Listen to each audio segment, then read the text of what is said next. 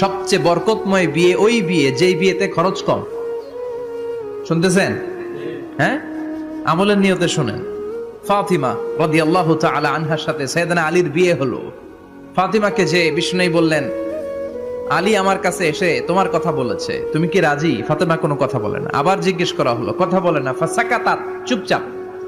তিনবার বিশ্বনবী জিজ্ঞেস করলেন, তিনবারই চুপচাপ।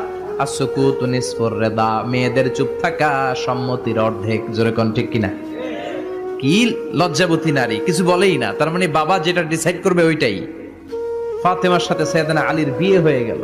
সামান্য কিছু কাপড় পেয়েছেন, সামান্য কিছু দিরহাম পেয়েছেন, সামান্য কিছু মহরানার বিনিময়ে বিশ্বনবীর কন্যা সাইয়্যিদাতু নিসাই আহলিল জান্নাহ, সব নারীদের সর্দারিনী, যে ফাতেমা জান্নাতের দরজার ভেতরে ধাক্কা না দিলে কোনো নারী জান্নাতে প্রবেশ করতে পারবে না।